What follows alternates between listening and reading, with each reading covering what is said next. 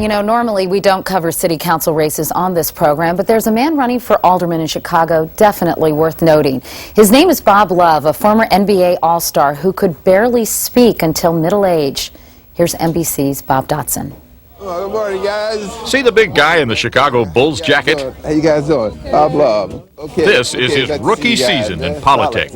Man, I'm Bob Love. I'm running for alderman of the 15th Ward here. Folks in the Muffet Grill on the south side of Chicago know him better as Butterbean.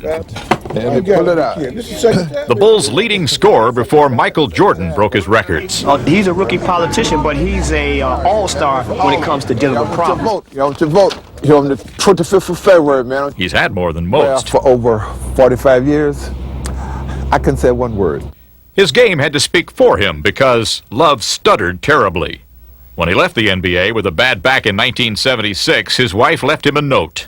The note basically said that she didn't want to be married to a guy that couldn't talk, and she definitely didn't want to be married to a guy that was going to be crippled the rest of his life. So she disappeared in Seattle with money from their bank account. Nearly broke, Love took a job in a department store cafe. I had to start off washing dishes and bussing tables for $4.45 an hour. Because anything else required the ability to speak clearly. As an NBA All-Star, Love had been making $105,000 a year. A lot of players and ex-players would come in, boy, they would see me in this little hat, apron, pushing this cart around. Man, I could always see them whispering about me. Wow, man, that's Bob Love, man. That guy used to be a great player, man. Look at him now. His boss, John Nordstrom, noticed him too. That is really neat. Now, if you do this Offered to make him a manager if Love found a therapist who could correct his stuttering. I felt that if I went out and got somebody, it was a drill that he'd been through many, many times before, and that wasn't going to work. If he found him, hopefully this time it would work. That night on the bus ride home, Love saw a sign for speech pathologist Susan Hamilton. Went in and recorded what he could for her evaluation. I also made all-pro defensive team. He had a hard time even getting a word out if he was. Love wanted to do more than merely stop stuttering. He wanted to be a great speaker, but I don't know if he really truly believed it deep down inside that the stories of his life or that he were powerful enough to move people. I got it and I stretched it, made it round like a little basketball goal, and I nailed it on So he began speaking in front of school kids, practicing with a pro's dedication. 2 hours a day, 3 times a week for a year. Finally, at age 45, his words flowed smooth and clear. And for me to be here this morning and utter one word to you without stuttering makes me the happiest person in the world, because it's a dream come true, guys. True to his word, Nordstrom made Love a manager.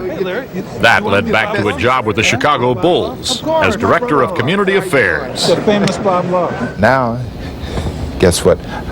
I yap for a living, you know. I talk for a living. What's the greatest feeling in the world? Love makes 300 to 400 such appearances each year, many in inner-city neighborhoods around his home. He shows up to talk sports, but over the past decade, he's listened to problems only a politician could fix. All right, man, you guys to vote for me now. That's why he's running for Chicago's City Council. As a sports figure, you're loved, right? Yes. Now you want to be a politician? Yes. Why? Yes, I think the people are going to love me even more. Ladies and gentlemen, Bob Love. He is already a legend. His jersey is one of only 3 the Chicago Bulls ever retired. Love's teammate, Norm Van Leer, still marvels at how his friend has battled back. It's got to be a hell of a thing, man. It's got to be a hell of a thing. Let me give you guys the magic touch. Let me give you the touch of love here. Bob Love stands for all of us looking for a second chance. At 60, he tells kids, Other guys could beat me playing, but you know, once I got into the classroom, and you see what happened? Yes. I'm the guy that made it.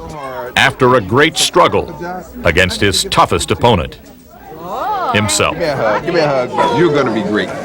For today, Bob Dotson, NBC News, Chicago. A great story. Up next, a sweetheart serenade from John Bon Jovi. But first, this is Today on NBC. Sex in Connecticut.